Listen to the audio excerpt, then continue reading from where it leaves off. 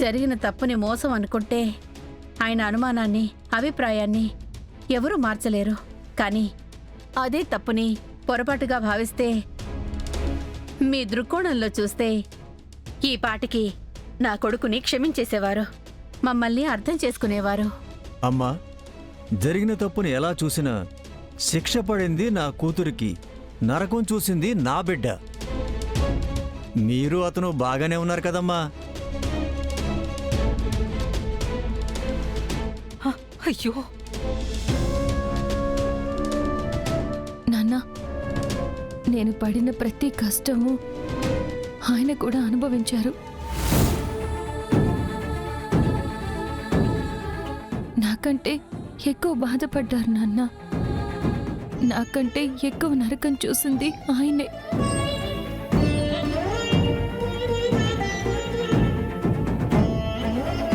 వాడెవడో నువ్విచ్చే కట్నం డబ్బుల కోసం ఆశపడి ఆయన్ని మోసం చేసి పెళ్లి పీటల మీద కూర్చోపెడితే నీ ఆరోగ్యాన్ని దృష్టిలో పెట్టుకుని ఆ రోజు ఆయన కాదనలేక నా మెడలో తాళి కట్టారు.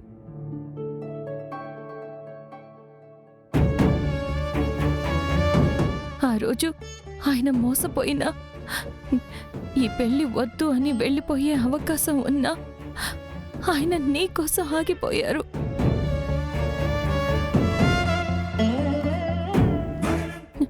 నీ వల్ల నా మెళ్ళో తాళి కట్టారు.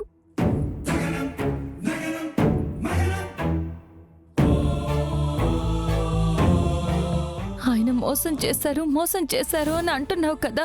మోసం చేసే మనిషి అయితే నా కోసం వెతుక్కుంటూ మన ఊరొచ్చి మీరు ఎన్ని అవమానించినా అవన్నీ భరించి, మీరు రాళ్లతో ఆయన్ని కొట్టినా ఓర్పుతో సహించి, నా కోసం తిండి తిప్పలు లేకుండా మన ఇంటి బయట ఆయన నుంచోవలసిన అవసరం ఉంటుందా? చెప్పండి నాన్న.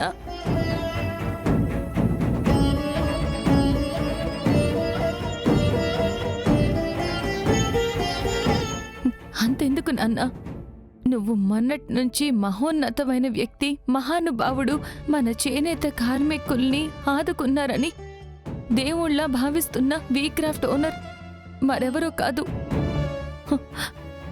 నా భర్త విహారీ గారు.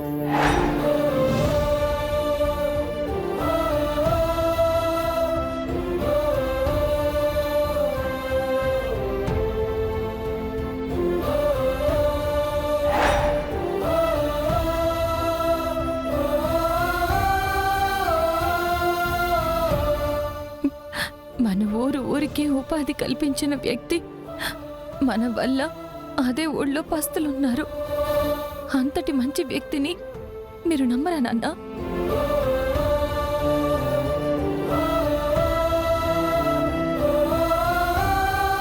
నలుగురికి మంచి చెయ్యాలన్న ఆయన తన భార్యకి మాత్రం ఎలా చెడు చెయ్యాలనుకుంటారు నాన్న? జరిగిందంతా పరిస్థితుల ప్రభావమే. ఆయన్ని నువ్వు దోషిలా పంచాయతీలో నుంచోపెట్టావు. ఇంటి బయట చలికి ఎండకి నుంచోపెట్టావు.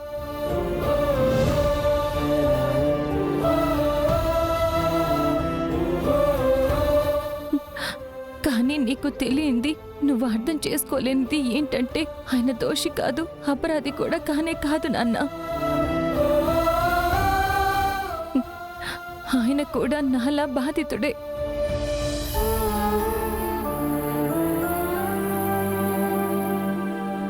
యమునమ్మ ఎవరో నమ్మట్లేదు కదా నాన్న. నువ్వు చదువుకుందానివే కదా? ఇంజనీరింగ్ అయింది.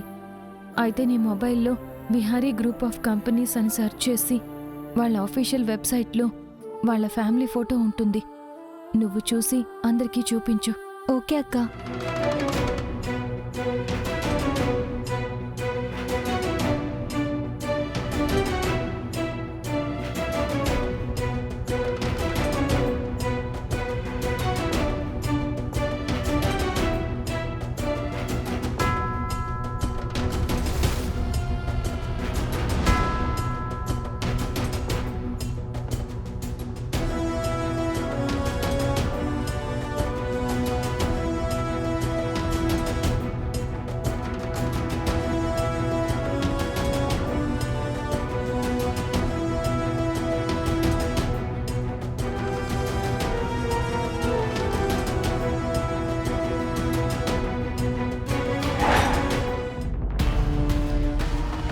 చూస్తుంటే ఆ ఆదికేశవ మా బావని క్షమించేలాగున్నాడు. అదే జరిగితే ఆ లక్ష్మిని బావని ఎప్పటికీ విడదీయలేను. మా బావని మాత్రం క్షమించేస్తే ఆ లక్ష్మిని ఈ రోజు చంపేస్తాను. ఆదికేశవ్ గారు, డబ్బున్నోళ్ళకు మంచితనం ఉండటం చాలా అరుదు. అలాంటి వాళ్ళని చిన్న చిన్న సమస్యలతో దూరం చేసుకోవడం మన తప్పే అవుతుంది.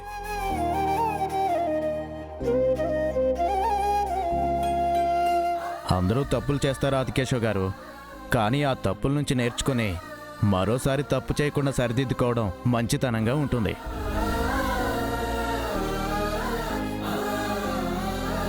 ఇది ఆ బాబు మొదటి తప్పుగా భావించి క్షమించేద్దాం.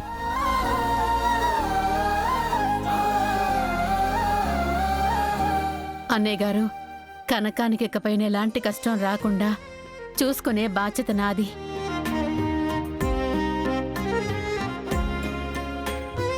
ఏమయ్యా, ఇంకా ఏంటి అలా చూస్తున్నావు? అందరూ అలా చెప్తుంటే ఇంకా ఏంటయ్యా ఆలోచిస్తున్నావు? నాన్న, దయచేసి ఆయన్ని మన్నించు నాన్న. మావయ్య, ఇంకొకసారి ఇలా జరగదు.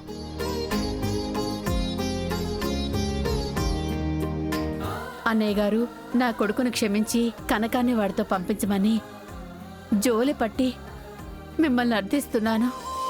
కనకం లేకపోతే వాడు బతకలేడు.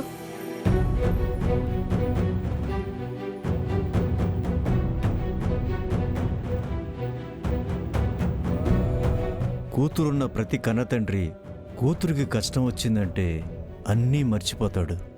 కూతురి కన్నీళ్లు కష్టం తప్పించి ఇంకేదీ ఆలోచించడు. ఒక రకంగా విచక్షణ ఉండదు, నిరీక్షణ ఉండదు. తన కూతురి పట్ల నిర్లక్ష్యాన్ని సహించలేడు. నేను కూడా నా కూతురు వైపే ఆలోచించాను. నా కూతురికి ఇకపై కష్టం రాకూడదని మూర్ఖంగా ఆలోచించానని నాకిప్పుడు అనిపిస్తుంది.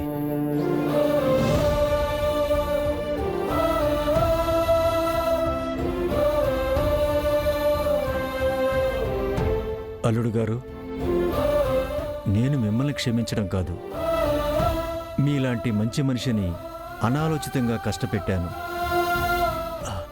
నన్ను మీరందరూ క్షమించండి. మావయ్య, మావయ్య, దయచేసి అలా అనకండి. ఇంకోసారి కనకం బాధపడకుండా నేను చూసుకుంటాను.